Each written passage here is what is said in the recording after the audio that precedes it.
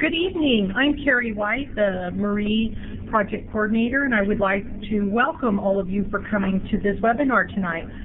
Before we start, I'd like to go through some housekeeping items. Captioning and interpreters are provided. To open the captioning, look on the top menu bar of the program and click on Window, and under there you will see Show Closed Captioning. Windows can be closed to size and create your personalized viewing environment. In order to do that, under the audio and video bar to the far right upper corner, click on the bottom menu and it'll say click Detach Panel. Then you can resize the video box to the size you would like. Question for the presenter. We'd like you to hold them to the end of the session, and Robyn will have a time where she'd love to answer your questions. However, if something is not unclear or you need something repeated, please put it in the chat box, and I will get the message to Robyn. Now, I would like to present Robyn Dean, who comes to us from Scotland, and we are excited to have her. Thank you, Robyn. All right, great. Thank you, Carrie. And while it's true I currently reside in Scotland, I am currently in the States, in Rochester, New York, so it's kind of come full circle since this is the fourth presentation in a series of 4. I started out in Rochester, moved to a presentation in August in Salt Lake. The third presentation was coming from Edinburgh, Scotland, and now we are here back in the U.S., Rochester, New York, for the 4th presentation, so I will be returning to Scotland on Saturday. The title of this presentation, as you can see on your screen, is Integrating Observation Supervision into Your Program Curricula. In the program description of this session, I said that DCS is not an end unto itself. The knowledge and understanding of DCS is not an end unto itself, but a means by which students and professionals continue to develop their knowledge, confidence, and skill sets. The whole goal is to get better at what we do, obviously, by creating a practice-based model. Before I begin talking about this topic in particular, we'll do a short review of important topics that were covered in the previous sessions, both for a review of those of you who have been participating, but also for those of you who are joining us at this presentation at this point. If anything is unclear, I would encourage you to review the first 3 sessions, because if I talk about something that you're not familiar with, likely it was talked about at length in the first 3 sessions or during the listserv, but at least during the recorded archived sessions, these webinars, you should be able to get up to speed on the content. Also, folks are welcome to just to add a bit of a caveat to what Carrie said, feel free to, if you have a question in the moment, either to put it in the chat box at the moment, and I'll entertain it at the end of the session, or if you want to write it down, because sometimes at the end of the session you may not be able to think of the questions you had as we were going through the presentation. As I mentioned, the first presentation was back in May of 2011, and in that session I covered DCS in a broad spectrum way, where I talked about the idea of what it means to be a practice profession, and if interpreting were to embrace a practice profession model, what that would entail, and the changes that might implicate for practitioners, teachers, researchers, etc. In some of our other publications, and when I say we, I'm oftentimes referring to my co-author Bob Pollard, we have made the argument that some of their mismatch between theory and practice within interpreting is often due in part to the conceptualization or the idea, the frame that interpreting is a technical profession. So the first presentation we talked about how DCS underscores or underpins perhaps an understanding and appreciation for the practice profession of interpreting. The second presentation in August was much to do with the focusing on the idea of what does it mean to talk about work in this interactive way that Karasik suggested with this idea of demands and controls.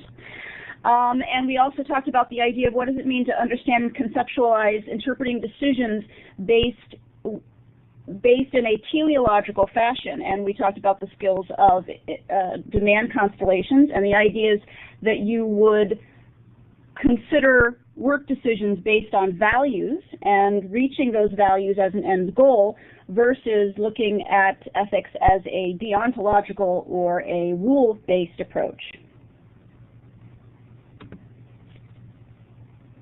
Because DCS is a taxonomy, that is, it is an artificial conceptualization that is attempting to identify aspects of interpreting work, most people might find it intuitive and are able to understand it and grasp it, but the application becomes a little more difficult. As a result, when we talk about skill sets that are a part of knowing and understanding and being able to apply DCS, we talk about the following things: the identification and articulation of demands, the identification and articulation of controls, demand constellations, the identification and articulation of consequences and the associated values, and the identification and articulation, and the identification of DCCRD, which is a decision-making model. And again, this was stuff we've already covered, but again, these are all going to come back to us as important topics as we review this final presentation. In the third presentation, we talked about what does it mean to put it all together and to answer the question of so what does it matter, why do we have to understand and appreciate and practice these concepts, and I'm actually going to spend a little more time on that tonight. And here we are at the fourth presentation where we're hopefully going to integrate these concepts and techniques into curricula. And while we certainly are going to focus on observation supervision as a technique, they do have wider applications, and I'll certainly discuss those.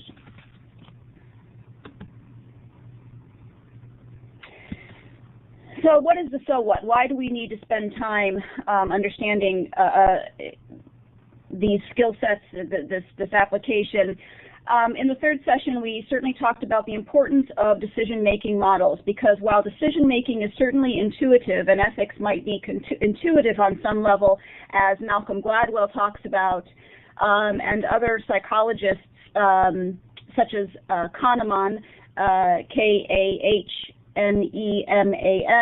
and Donald Schoen, while they recognize that decision-making is intuitive, oftentimes leaving decision-making up to intuitive processes opens itself up to psychological aspects of the individual, which Malcolm Gladwell talks about creates misinformed intuitive decision-making as opposed to well-informed intuitive decision-making.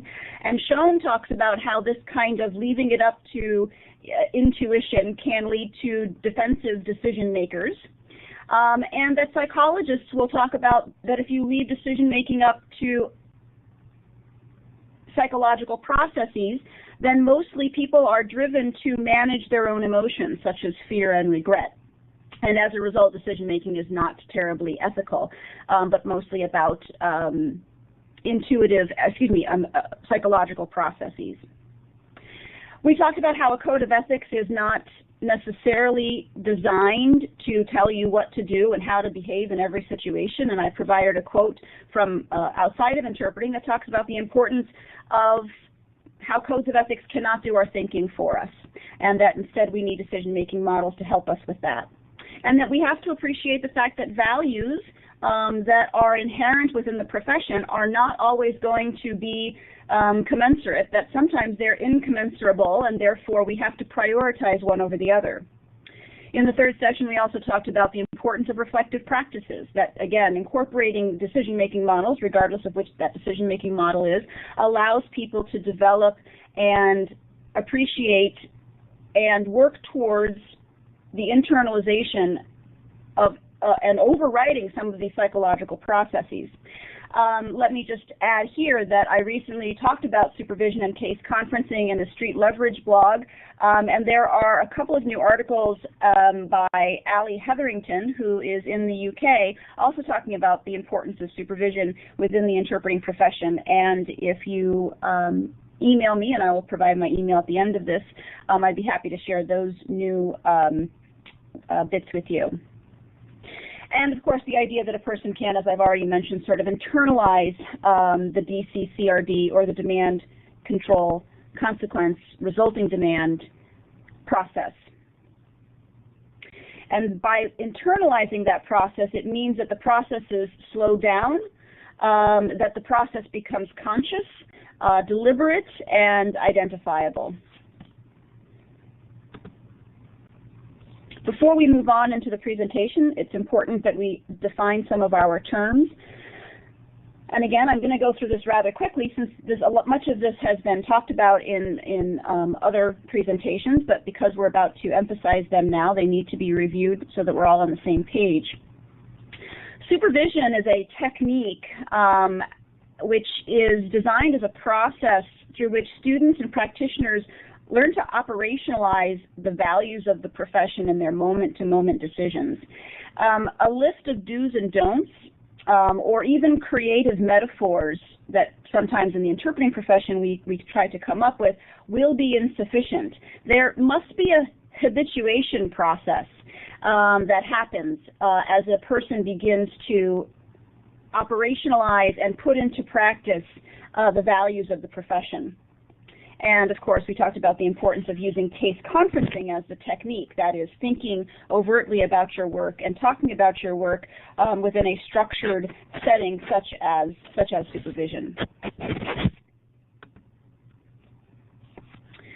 Observation supervision as a technique utilizes the analytic process that happens within supervision, but instead of using past interpreting assignments, as is done in case conferencing, it uses observations of hearing-to-hearing interactions, which allows the interpreter to understand typical dialogue and to get a baseline for what and how professionals within certain systems think. The important aspects about interpreting the issues of translation and interpretation, and of course deaf culture issues, as well as other issues of interaction, can be then overlaid during supervision, but that oftentimes in observation supervision, the stimulus material is an observation of a hearing-to-hearing interaction, and we have a couple of publications on the topic of observation supervision that talk about how this process plays out in a much more specific way. Again, I'd be happy to share those articles if people are interested. Observation supervision and supervision are types of experiential learning processes, of course, which is what practice professions are always usually based on. That the practice of the work is not a completed process, but something that requires reflection and requires continual development. Experiential learning is shown to improve student understanding as well as the development and the appreciation of other skills, such as interpersonal skills and the development of empathy. And of course, it just exposes students and practitioners to real-world experiences and allows conversations about the work to be embedded in practical work versus things that might be created outside of those experiential learning opportunities. Experiential learning practices have actually been a discussion of many interpreting articles as well as presentations at CIT, so I know that it's certainly used a lot in IEPs. The value of experiential learning often is focused on the idea that it's generated from a student's experience within the field. We've also suggested other ways that you could utilize student-generated work, which we call situational analyses, which allows students to apply DCS to picture or hypothetical interpreting assignments, and as they begin to look at picture analyses along with scenarios, or again, as we'll get to, observations, and look through the lens of the demand control schema or the constructs within it, you begin to have access to how students think or how they project or what impressions they leave from or how they conceptualize aspects of work, which allow that to be a helpful process and possibly even correction on how people perceive and understand human communication and human interaction. We've also talked about different situational analyses, such as clips from television shows, and of course, as I mentioned, as we'll get to, decision observations as well. We're going to return to situational analyses later in the presentation and talk about how they are applied to decision making.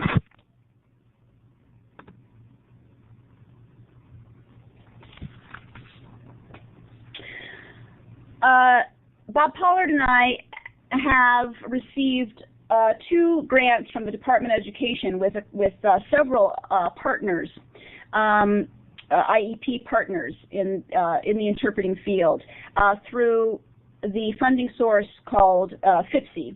And our second dissemination grant, which started in 2004, infused DCS into 15 interpreter education programs across the U.S. of varying lengths and varying structures. And one of the things that we found from this 3-year project, which of course what we had evaluated ourselves, was that each program, the 15 programs, were allowed to infuse DCS in whichever amount they chose to.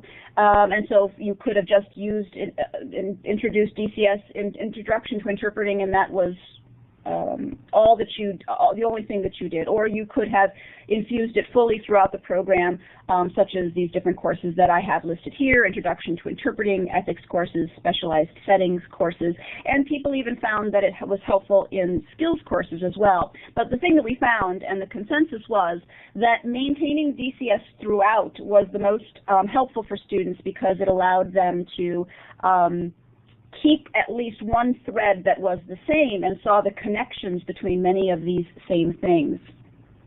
And students often brought the bleed over, if you will, the ideas of DCS into other courses that didn't have this infusion. One recent example comes from a colleague of mine who just started teaching a skills course, and he mentioned that one way that DCS begins to emerge in dialogue with his students is the identification of concurrent demands. As you know, oftentimes in response to a student's question of, well, how would you sign fill in the blank, my colleague mentioned that he uses the constellation of demands, and I'll forward this so you remember what the constellation of demands is. He uses the constellation of demands to explain variations in translation or interpretation options so that the students can see all the linguistic and extra-linguistic reasons for translation. So that is, he's able to take the main demand, whatever the person said, whatever is the statement that they're trying to create a translation for, whether that's from ASL to English or English to ASL, and then if they identify the concurrent demands, what else is going on in that situation, what else is important and salient to that discussion, then that allows him to have a much more structured dialogue versus using the more traditional, well, it depends, and then fleshing it out through a series of contextual factors. So people have told me that I'm not a skills teacher. People have told me they found it helpful in skills classes as well.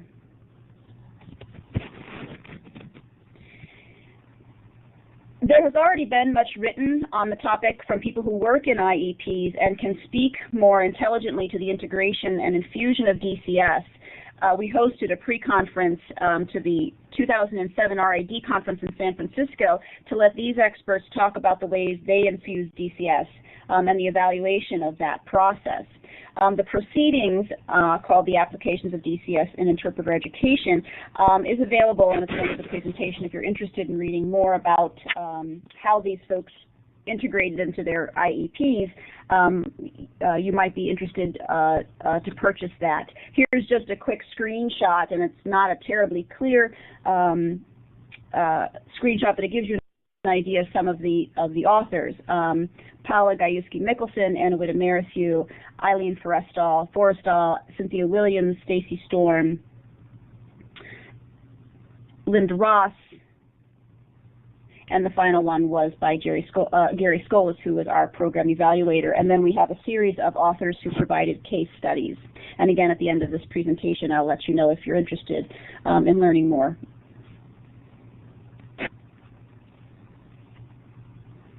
The title of this webinar certainly could be taken to mean questions of logistics. How do you integrate observation supervision into your program from a logistical standpoint?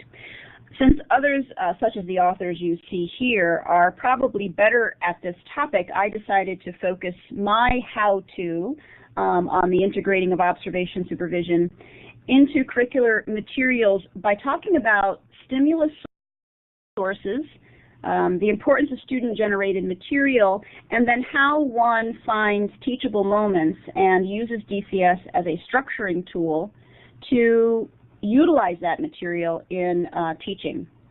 Now again, even though I'm talking about specifics of observation supervision, and particularly within a student IEP, interpreter education program context, these certainly could be extrapolated to apply to practicing interpreters outside of this formal structure.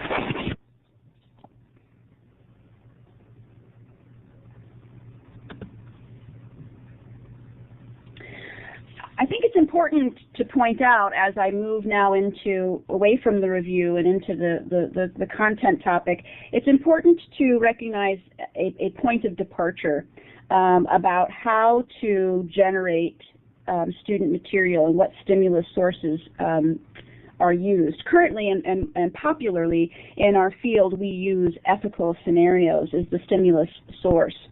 I find that to be problematic. Firstly here, as it says, because usually it assumes decisions made.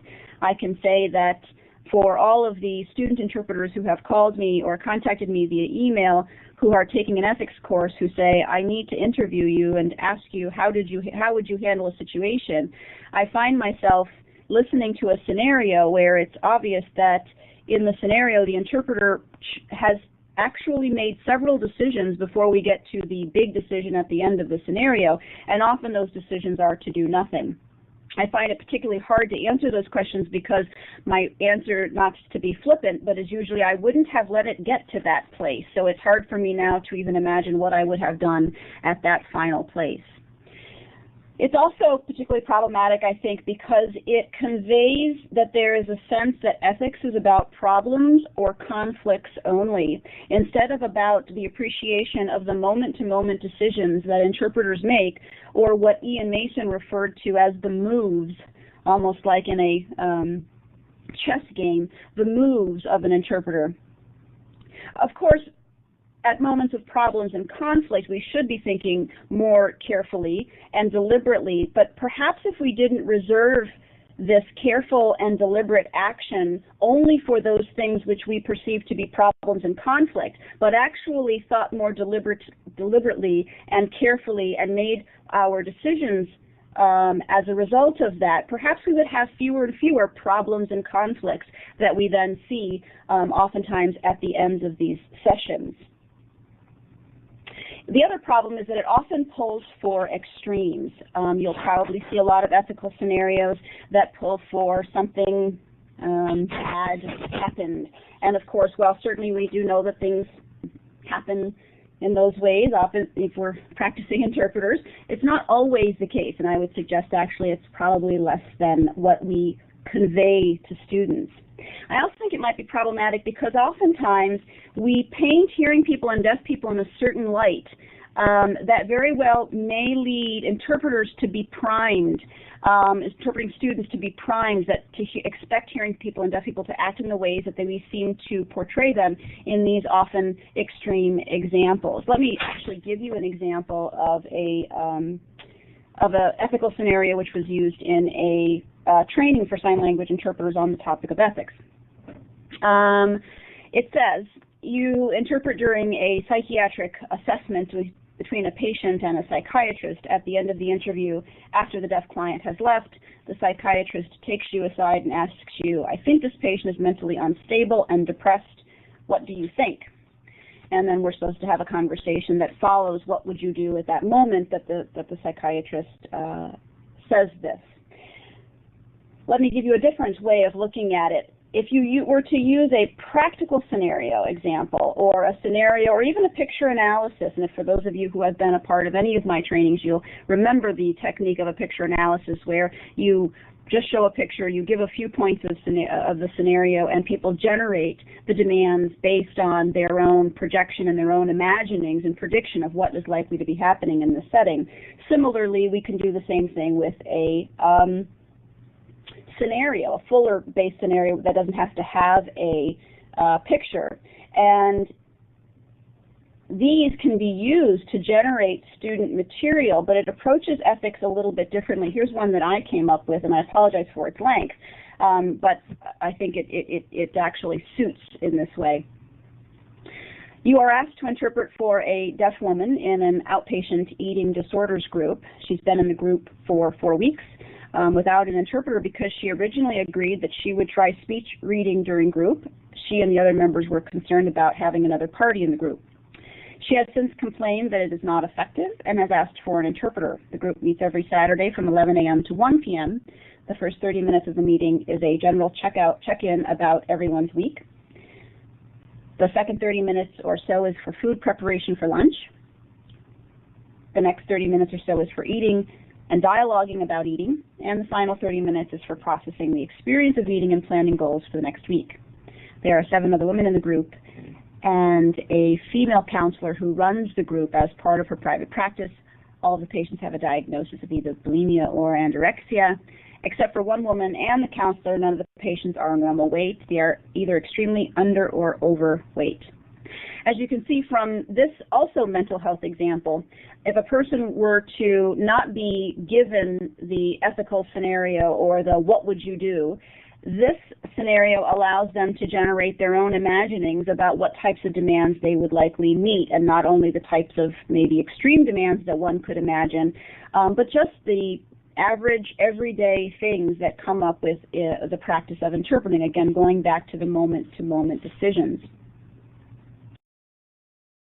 First, we're using student-generated material, where in the other example, it's not student-generated material. It's somebody posting it to you. And while certainly this is being posted to them, that's only the first step. The second step is obviously then generating a series of demands and then obviously moving on to the decision-making process from there. And I'll talk about the importance of student-generated material in just a second. But secondly, what I think this also does is that it portrays the interpreting experience much more holistically and appreciates ethics from the starting point, which is an analysis of the context, an appreciation for the context, and that everybody, as these contextual factors or demands of the job, the EIPI, become evident. And again, EIPI is environmental, interpersonal, paralinguistic, and intrapersonal demands.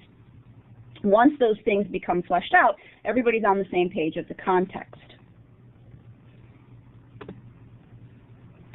I probably don't need to spend too much time with this group on the importance of experiential learning, but let me just add a couple of slides to emphasize the importance of student-generated material.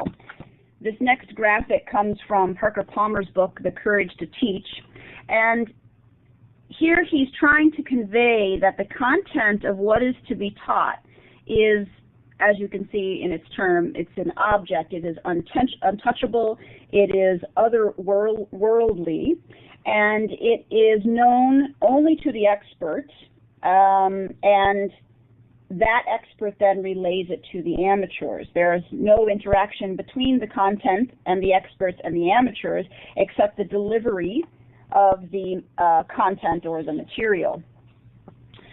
Feezy, in his book about good practices in supervision, says it this way: there must be an articulated understanding that the supervisee, or the student, comes to supervision not bereft of all knowledge, but because the trainee is an adult human being, or he or she has already accumulated a rich harvest of personal and professional, psychological, and social experience.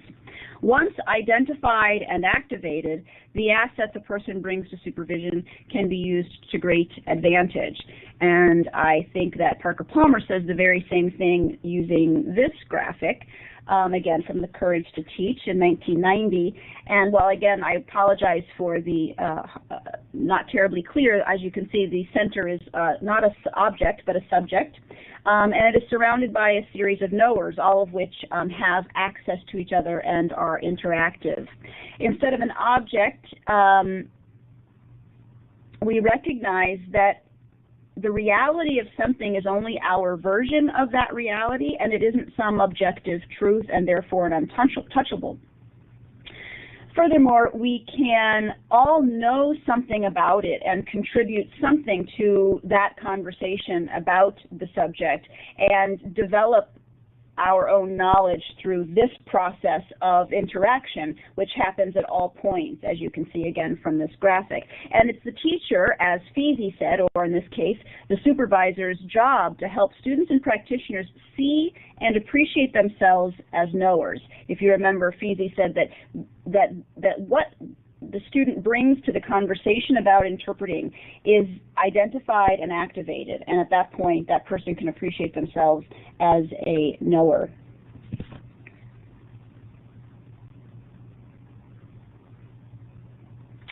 Supervision generally uses cases or descriptions of interpreting assignments, and observation-supervision usually uses observations of hearing-to-hearing interactions.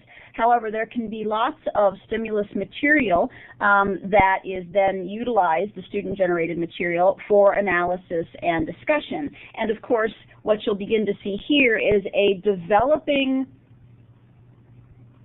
appreciation for the complexity of the work. A picture analysis is not as difficult to understand and appreciate and capture the demands of as an observation is. In a picture analysis, it's static, and the student is allowed to play with it and hypothesize and project and create many demands that really are within their own realm, whereas an observation of a hearing interaction, they're trying to follow them and capture them on an observation form, and that's a very different skill set. So what you'll begin to see is a series and appreciation of situational analyses that could be used as a stimulus material. Again, we're going to focus on observation supervision, but I don't want to fail to appreciate the other ways in which a person could utilize student-generated material. Just going back to the picture analysis, these are good for the awareness of demands. Oftentimes they pull out basic things such as environmental demands and the thought worlds, which is a part of the interpersonal demand definition. And again, if you're not familiar with the definitions, I would encourage you to find either the archived versions of these webinars or other source material to help you define those, because we're not going to spend much time or no time at all on that topic. Another type of situational analysis is just the one that I gave you. It's a practical scenario. It's not a dilemma in particular, though obviously a student could generate a dilemma if they chose to. These are good for prediction skills and to activate their own knowledge. Obviously, you don't have to be an interpreter. You can just be, as Feezy said, a person who has social and psychological experiences to begin to generate how human beings interact if you give them some basic, again, stimulus material. And of course, we're down to observations.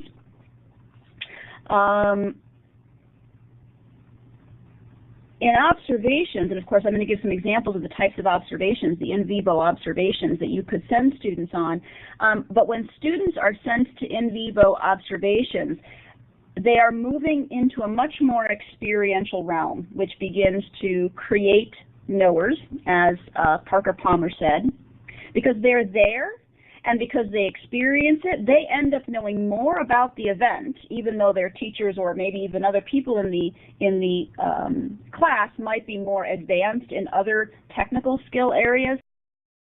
When a person comes with an observation that they themselves have experienced, they end up being the experts on that experience. They certainly will need help in trying to draw out what was important for interpreting work and what needs to be learned about interpreting work as a result of that. But for the moment, that person becomes the expert on that experience.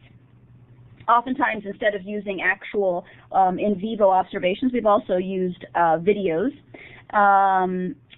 For example, in our mental health interpreter training, we often use interviews by clinicians to hearing patients with different mental disorders that begins to show a traditional diagnostic interview, and then we begin to pull out the demands. And again, during that discussion, we overlay the importance and issues of working within American Sign Language to English and vice versa, as well as within the complexity that deaf culture and issues about being deaf in the U.S. begin to create. The other helpful thing about observations is that you begin to help students see the traits that they bring, just who they are as people, as controls, either what they bring or what they don't bring to a situation. Certainly that can mean things such as tolerance for certain types of people, etc. Because real life situations and interacting with human beings will begin to tap your intrapersonal demands in significant ways that will allow you to learn things about yourself that you're not likely to know, and that begins an important reflective practice that of course will continue into their practice work. And then within supervision, or the discussion or the analysis of these observations, then people can begin to hypothesize main demands. So this particular thing happened, and I'll show you an observation form which helps students capture that material that happened during the observation, so that the teacher or supervisor can then begin to utilize the material for discussions such as a DCC-RD analyses.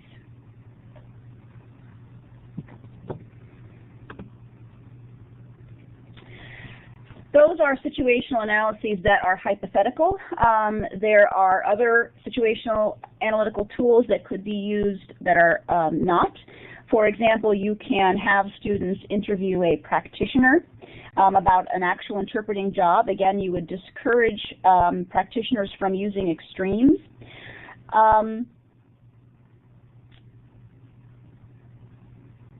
This process also helps create knowers, and I want to say a little bit about the idea of it depends and using it depends as an answer to students. You'll forgive me if I struggle through this description. It's a rather newer idea, but I think it depends as an answer can certainly have a negative impact on students.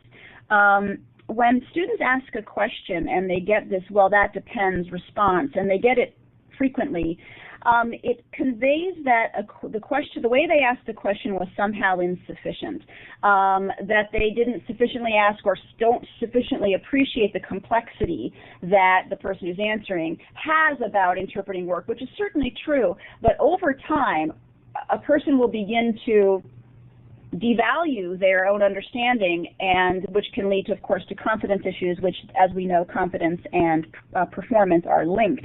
And so certainly you want to help people appreciate what is knowable or what they can know and do already know about the work.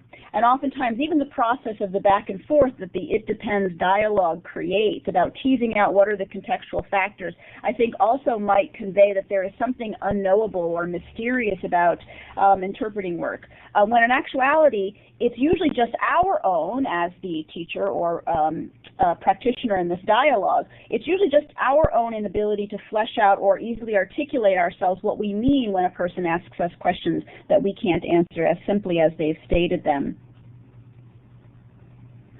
So I think that the benefit to having a knowable model allows the student to participate on a much more equal level to the conversation than perhaps what the "it depends" process creates. And of course, not for all students, but certainly some students walk away with that sense.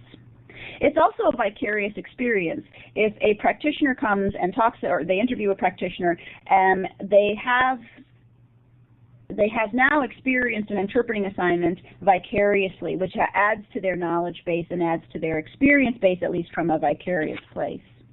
And they can also begin to see DCCRD, or the decision-making process, this construct, be imposed on actual decision-making. While it might be the case that DCCRD as a construct is not used as the practitioner describes their interpreting assignment, hopefully the student will begin to see how that DCCRD process at least plays out in the practice, in the moment-to-moment decision-making of interpreters.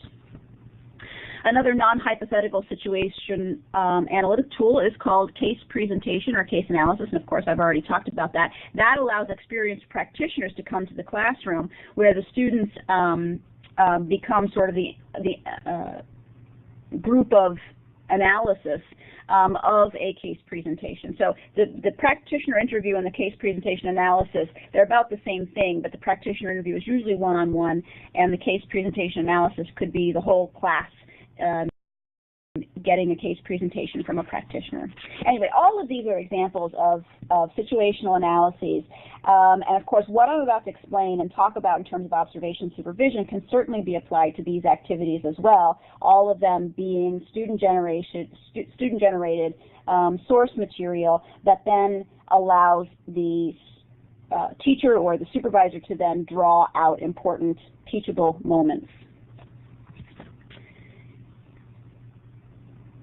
The types of supervision, the types of observations that you can probably imagine more than I have listed here, but certainly there are on-campus and off-campus ideas to allow students to observe hearing-to-hearing interactions.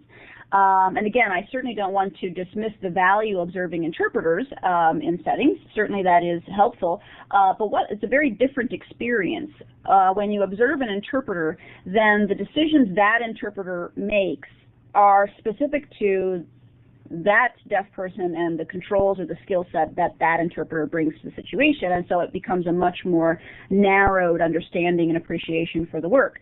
Whereas with an observation of a hearing-to-hearing interaction and that being brought back to supervision, then all of a sudden hypotheticals become evident, and as the instructor you can play a little bit more to draw out what you think might be important aspects to teach as a result of that observation. So, for example, on campus, students can certainly observe classrooms, campus-wide events, religious services, dorm meetings, and other college programs, experientials and practicals. And what I mean by that final one is that, for example, you may very well have on your campus a nursing school, and they have practical experiences, or they have experientials. And having interpreting students observe their practicals and their experientials, again, gives them a little bit more access to real-world stuff. Simulated, but more close to the real-world examples. And then, of course, off-campus events such as AA or Alcoholics Anonymous 12-step meetings, of course, those would need to be open for that to happen. Appointments, regular sort of doctor's appointments, those can be arranged either through a graduate education program, through a hospital. They oftentimes have what they call short-term observer policies.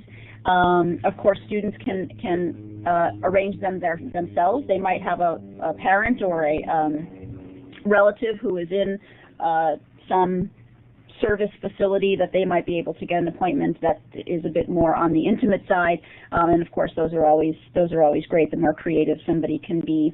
Obviously, religious events, public meetings, community education, etc. So again, it's not limited to those ideas, but the more experience and opportunity students have to get access to these, the more likely they're able to understand and appreciate the places that interpreters are likely to go. And of course, you want to make sure that they're reasonable.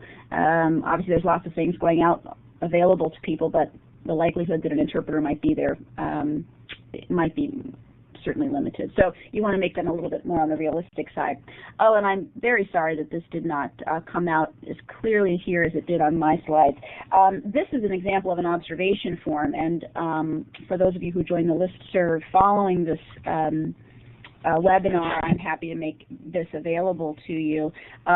What it is, again, it's just a guided way for students to be able to articulate and capture demands that they see. The first page is based on environmental demands, so the goal of the environment, the physical surroundings, who's who, the personnel and clientele, terminology, words and phrases that are used is the first page of the the observation form. And then second page, again, interpersonal demands. Sometimes students are drawn to interpersonal demands, again, that are conflicts or problems, but interpersonal demands also need to be appreciated and understood as merely what happened and what was said, and what paralinguistic demands might have been a part of that process. So oftentimes I leave a much more open space for people to just write, again, sort of the very basics. On the the third page of the observation form, you begin to see more descriptions of interpersonal demands that might actually get at things that are thought world questions, as well as conflicts or problems that might have come up, or communication issues. And then, and again, I can't read this very well myself, and I don't have one right in front of me, but this gets at more specific questions that are based on interpersonal demands. The final page is on intrapersonal demands and intrapersonal experiences, and I try to make a distinction between intrapersonal experiences and intrapersonal demands. An intrapersonal demand has to be significant enough that it impacts your work, and by impact I don't necessarily mean mess it up, but certainly it has some sort of effect on it, or it compromises it in even some minute way.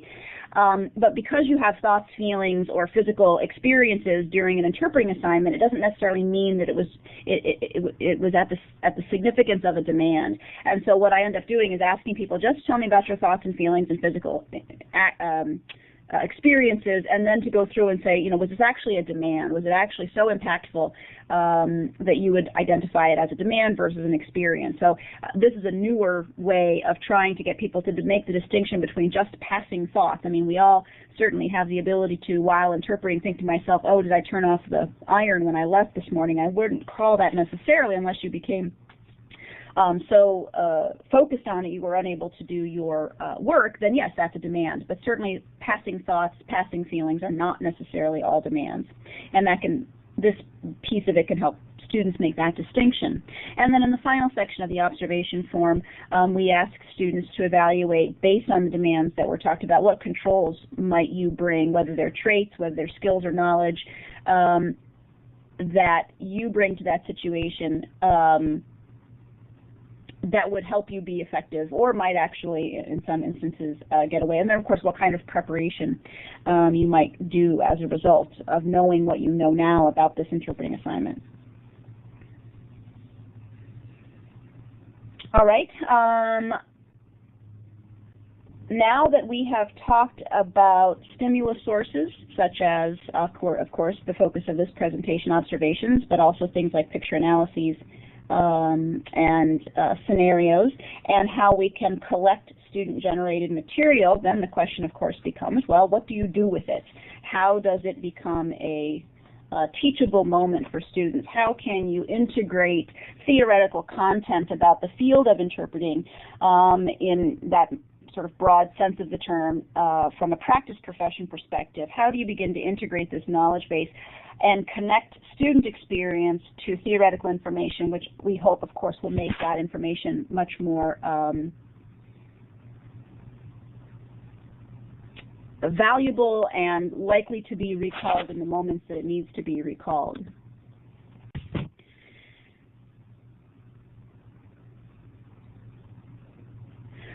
What I'm going to do is talk about teachable moments, or traditional teachable moments, that come up from the different demand categories, and what a teacher might do within that category to extrapolate or connect it to content that students would find beneficial.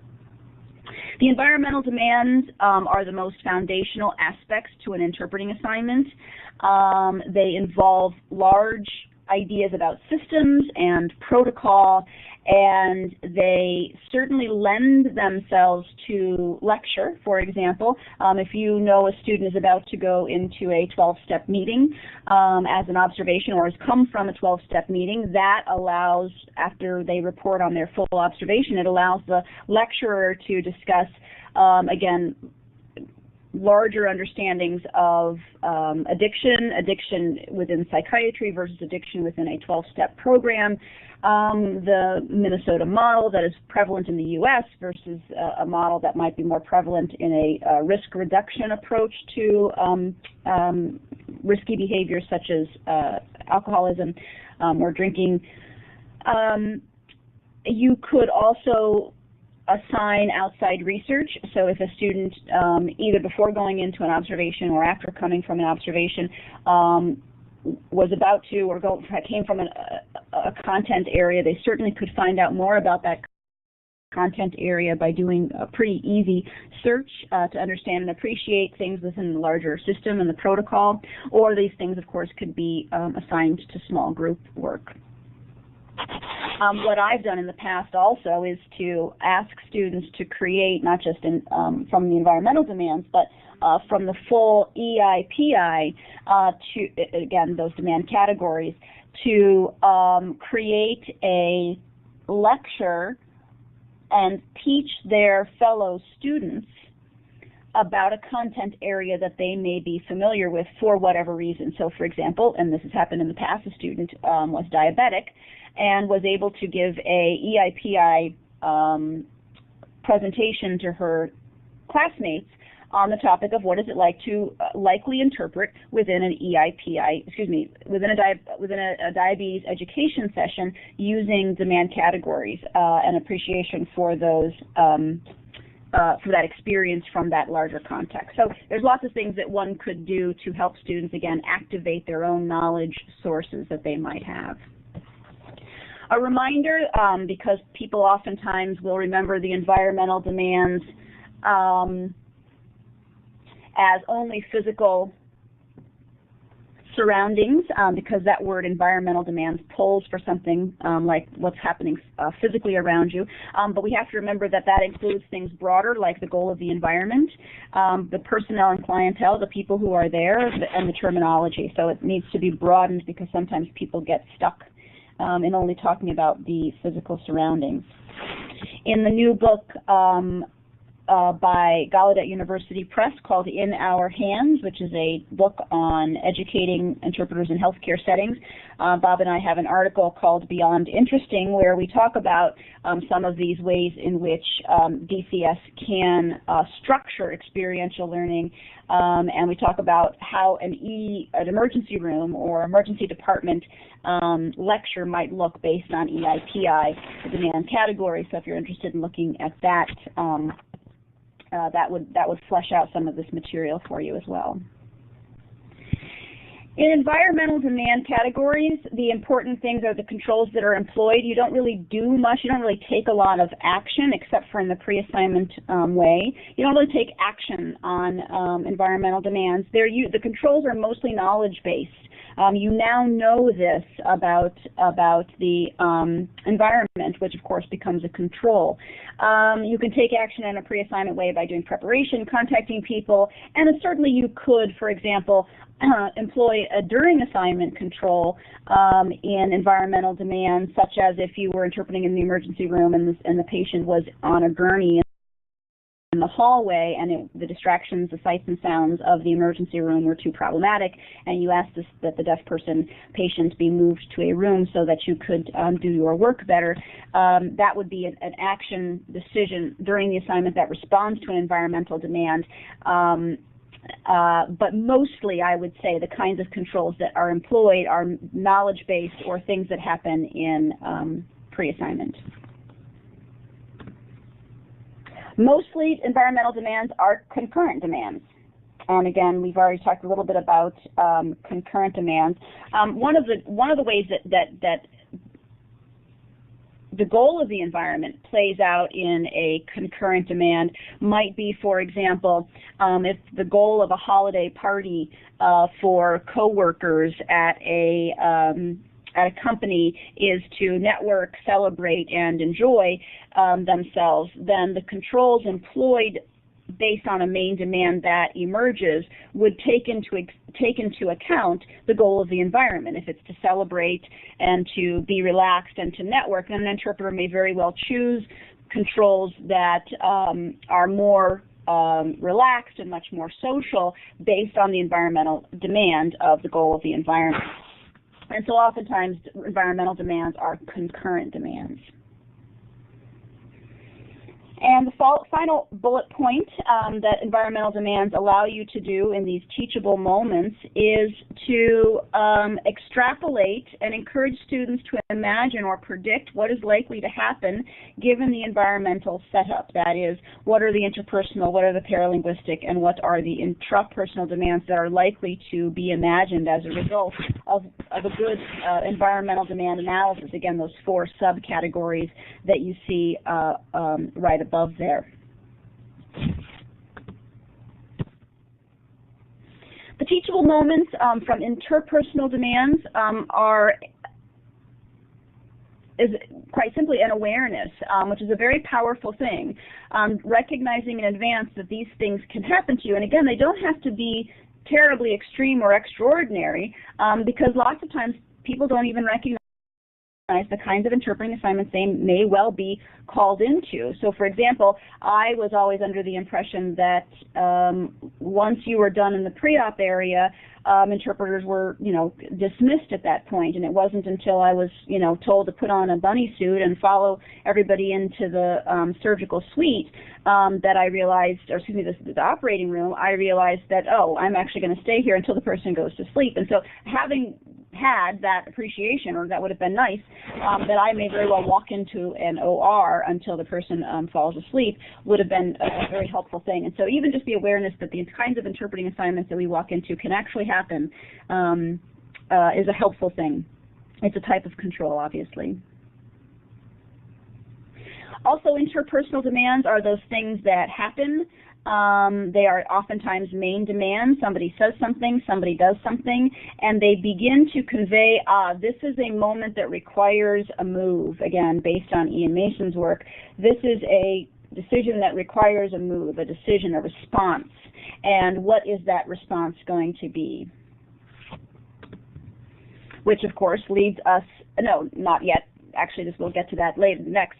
But this actually helps us also remember that how people identify demands, the identification and the articulation of demands and controls is an important skill set. And we talk about in other sessions this idea of the rubric and the rubric guidelines to help people.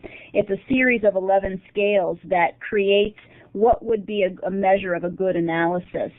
So through your own modeling, your own ability as the teacher to articulate and identify well-stated demands, as well as correction of students on how to articulate the best demands, to identify them and articulate them, and also how to articulate and identify controls, this is a very helpful process. Oftentimes, the biggest problem for students, and I think just people in general, is that they often will convey their experience in an emotive way using usually very non-neutral or judgment language versus being able to articulate things in merely just an observable or reportable form. And so that oftentimes becomes the interpersonal and the paralinguistic demands. How do you help students articulate? And again, if you're interested in understanding a little bit more about that bit, I would encourage you to take a look at our rubric and rubric guidelines. Interpersonal demands also allows you to talk about thought worlds, which is a quote that we use from Claude Nami, which helps students appreciate, of course, cultural information, but also how people and professionals think.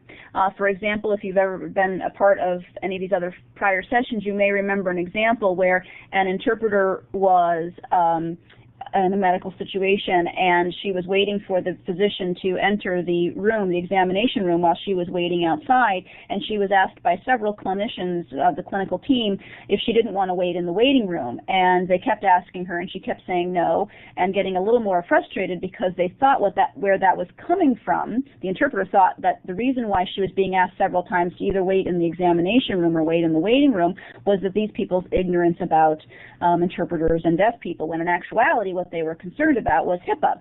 As you know, the Portability and Privacy Act is well, a lot of people don't understand it fully, even people in clinical settings, but there's certainly a hypersensitivity to issues of privacy, and as a result, it's important for us to appreciate the thought worlds of the people that we run into, and this would be an example of a thought world, in addition, of course, to things like cultural information.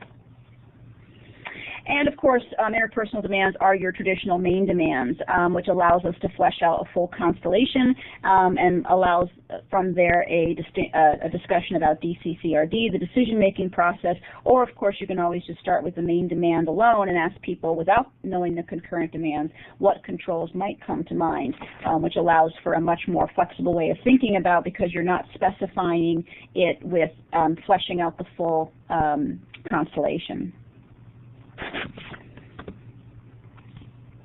As I've already mentioned, the teachable moments that come from an intrapersonal demand category is, first of all, it must be a demand. It can't just be a passing thought or a passing idea, etc. Oftentimes, interpersonal demands emerge out of the articulation of an intrapersonal demand. Our emotions are actually a very good barometer. Of course, emotions can become so overwhelming that they actually become problematic, but usually we respond affectively first before we respond cognitively.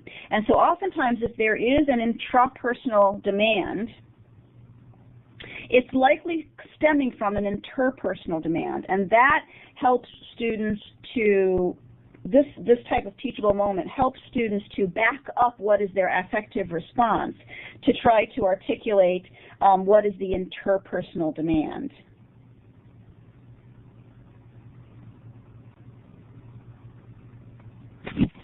The other thing that is important is the ability to separate out an intrapersonal demand from an interpersonal demand. Obviously, an interpersonal demand requires a during assignment response, and intrapersonal demands are often happen in post-assignment controls.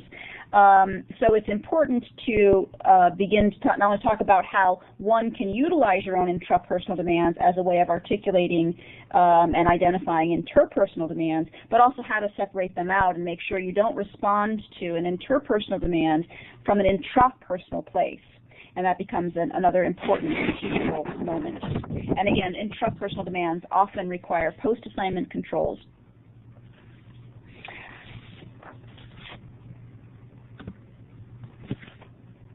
I've already mentioned the other practice-based applications that we've already talked about: picture analysis, practical scenario, observation, interpreted event, practitioner interview, and case presentation. So all the things that I've talked about in terms of these teachable moments, or the ways to utilize the EIPI demand categories as a way of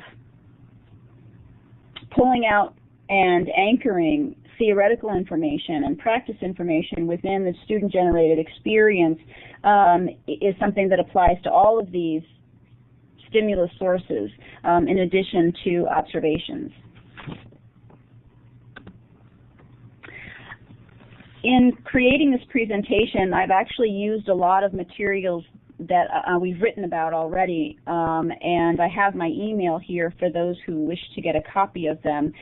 There's a manuscript that we never published called Teachable Moments, which fleshes out some of the things that I've talked about here in greater detail, especially for those of you who are less familiar with some of the language we've been using. Another manuscript that, again, never published, but something we've created for our other grant projects is called The Benefits of Teaching via Demand-Control Schema, and again, it also highlights some of the topics that we've discussed here. The DCS rubric and rubric guidelines is another document, again, I'm happy to share with folks if you're interested in understanding how we use the 11 scales to articulate what we would consider to be a good analysis. The types of things that, or the mistakes that people often make within the identification and the articulation of demands and controls is usually the inability to merely report.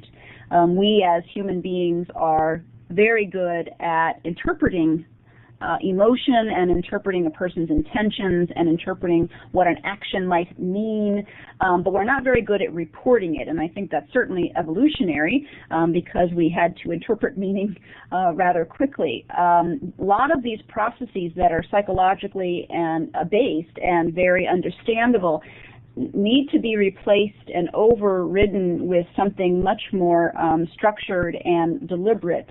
And again, the idea of reflective practices such as supervision is one of the ways that we encourage overriding some of these very natural and yet certainly problematic in the practice of our work, as we certainly strive to be as effective and in that way, hopefully neutral people. We want to, obviously we know the degrees to which that is limited, but working towards that is certainly a valued part of our profession. The other manuscript that helped create what I taught about today is called Beyond Interesting, Using Demand-Control Schema to Structure Experiential Learning. And that is in the new book that I've already mentioned earlier, In Our Hands, and that's available from Gallaudet University Press, but our article is also available if you would like to contact me. The conference proceedings are usually $25. I mentioned the conference proceedings earlier in the presentation, which that are other authors talking about how they utilize DCS in their interpreter education programs. People have also talked about beyond this conference proceedings, there's other articles available. But if people are interested in the book, I've made the fee for those of you who are in attendance here just $15, and that includes shipping and handling. And so if you just contact me, I'd be happy. Well, in the end, after I leave for Scotland, I guess that means Bob will be putting it in the mail to you, but regardless, we'll get that out to you. I've also described here, and I know that it didn't come across terribly clearly, the observation form that, again, is a way to capture the stimulus material. And the things I didn't mention here is we actually have 2 or 3, and though probably the most up-to-date one is a new online journal article that we have on the effectiveness of observation supervision.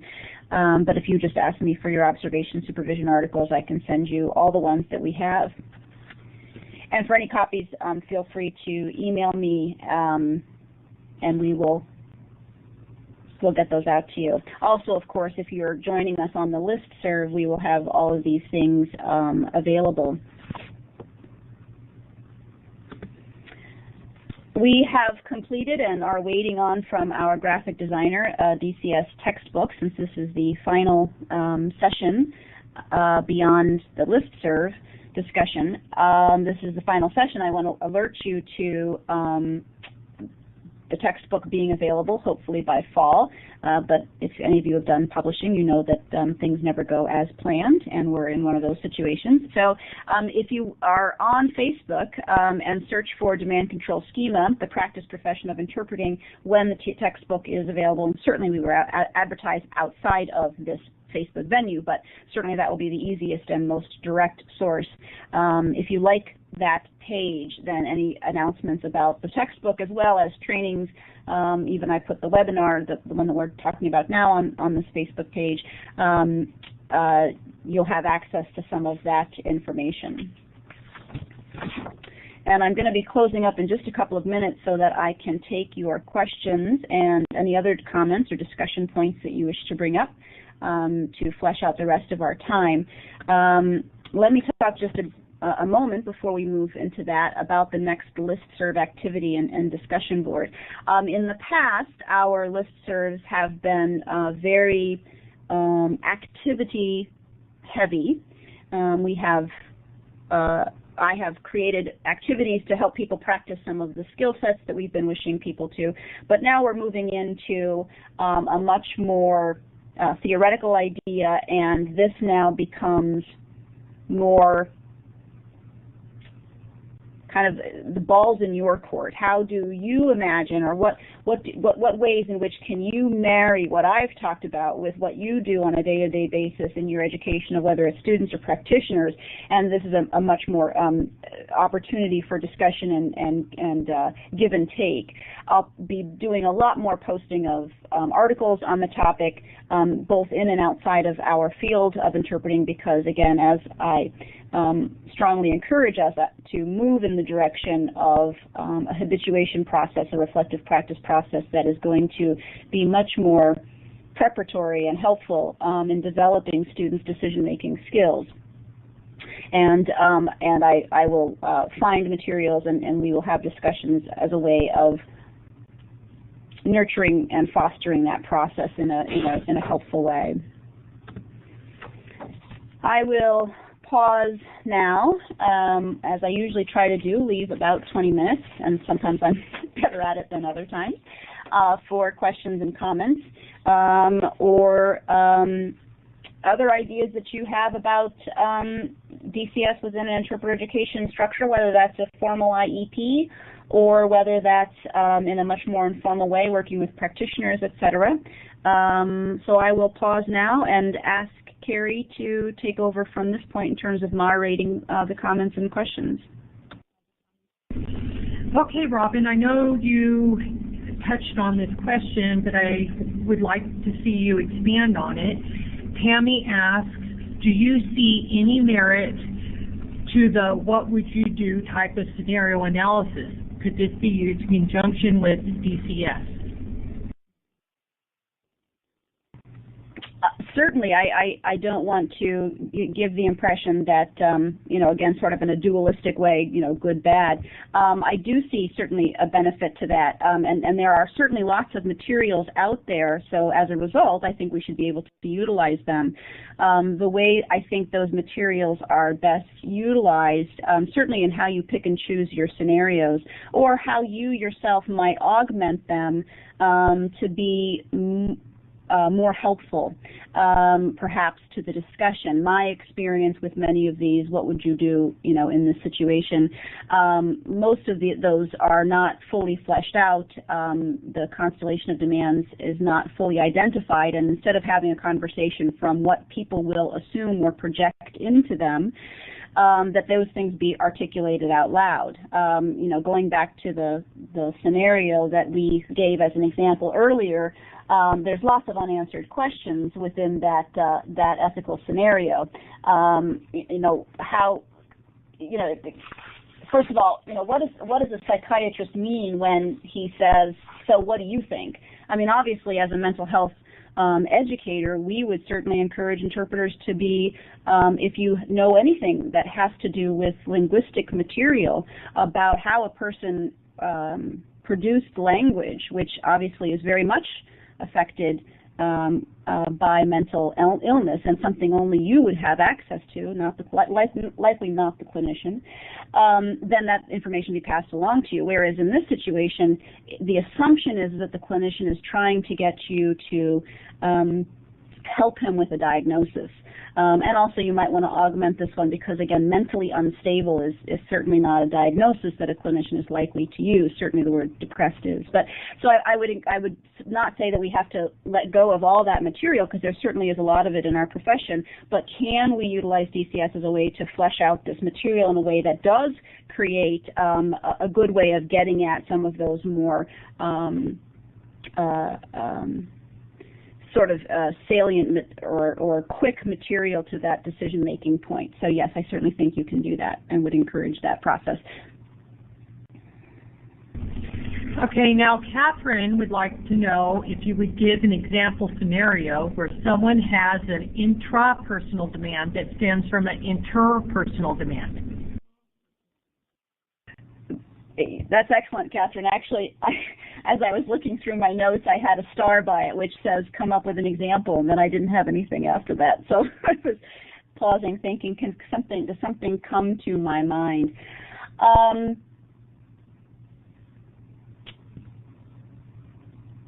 Yes, again, I'm sort of being flooded by all sorts of examples that I have to try to articulate in a good way. Well, I guess, again, if somebody has another example, feel free to jump in. But going back to that, and of course it's hard to come up with something right on the spot, and that's why I had that little asterisk that I didn't follow. going back to that HIPAA example where the clinicians kept coming up to this person and saying, you know, would you like to wait in the room? Would you like to wait in the waiting room? You know, chances are her emotional response was, geez, people, you know, let it go. You know, what's the big deal? So likely there was this affective response of what she then interpreted as an interpersonal demand, which was these people don't know deafness, they don't know interpreters, which actually had nothing, well, that may have had an aspect to it, but it certainly had more to do, I would suggest, with this concern about HIPAA. So that's an example of our affective response that then led to the idea of, well, how could you then imagine what's happening from an interpersonal place? So I apologize I don't have a better example, because I can certainly imagine myself oftentimes in my interpreting assignments. Oh, you know what? I do have a good one, and this doesn't come from my work. It comes from somebody else's work, where how they were able to move from the intrapersonal to the interpersonal is very, very impressive. This is from an example of an educational interpreter in a college secondary, post-secondary education environment, and it's a highly technical class, and the students are there's several deaf students in this class, and they're relatively oral.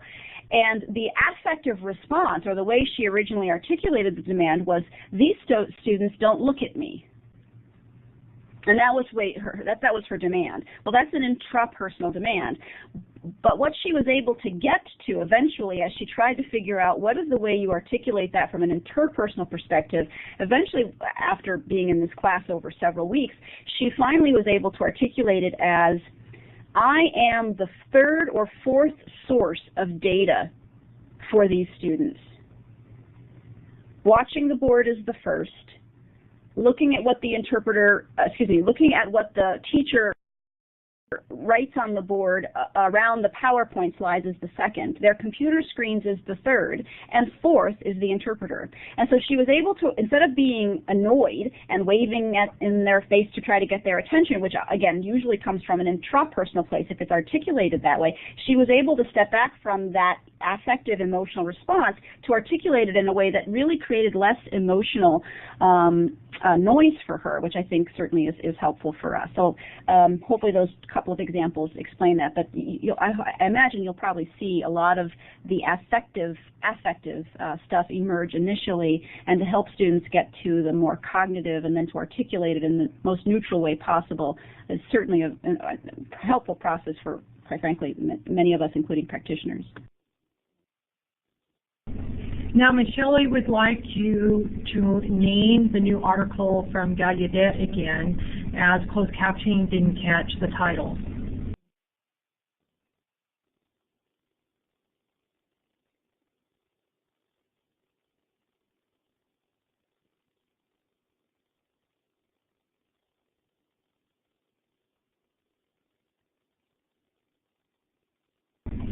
Are there any other questions that people would like to post to Robyn in the next few minutes? Please type them now into the chat. Sorry about that, Carrie. I didn't turn on my microphone. I was just articulating here the fourth bullet point. Obviously, the visual was also evident, but just to be clear, the article is the fourth bullet point down, called Beyond Interesting: Using Demand-Control Schema to Structure Experiential Learning.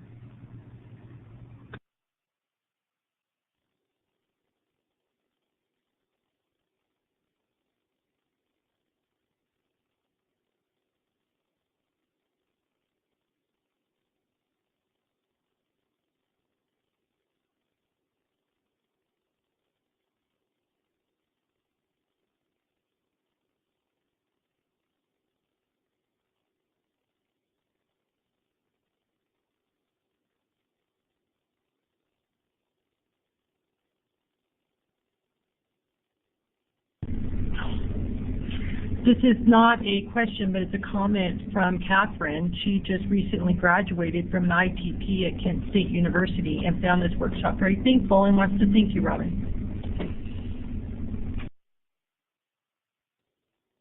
much, Catherine. I appreciate those comments as well.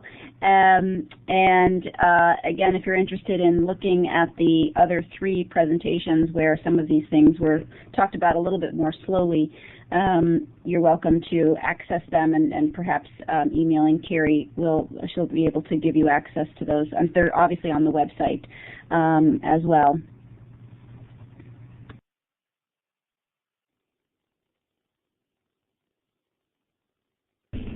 Okay, then, if there's not any more questions or comments, we need to do a little bit of housekeeping at the conclusion of this workshop. First of all, I'd like to thank Robyn Dean and the interpreters, Kirk and Leslie, the captionist, Sharon James, and of course the clearinghouse, Jesse, Mike, and their team, who've done an incredible amount of work to get this going. I'd like to remind you that CEUs can be requested by completing the CEU request form, which will appear after the satisfaction survey is completed. The survey will open once you close out of the webinar software. Submit the survey and you will see a screen where you can click on a form to request CEUs. This form must be filled out to receive RID CEUs. If the survey doesn't automatically open once you close out, go to the web page for the webinar that was provided in the email sent to you with the link to access the webinar tonight. The link to the survey is at the bottom of the page. A group sign-in sheet was attached to the email that was sent to you, which actually I don't think it was, so if you have a group, please email me, Carrie White, at carolyn.white@unco.edu. If you watch with a group of individuals, please have everyone sign in and then submit the form. CEUs can be awarded via the sign-in sheet or the survey. Encourage everyone to complete the survey. The next webinar will be Thursday, August 23rd at 6 p.m. Mountain Standard Time, 7 p.m. Central Time, and 8 p.m. Eastern Time. The webinar will be on internship capacity, institutional and community with Paula Gajowski. Watch for the registration email that will be coming to you soon. And thank you very much.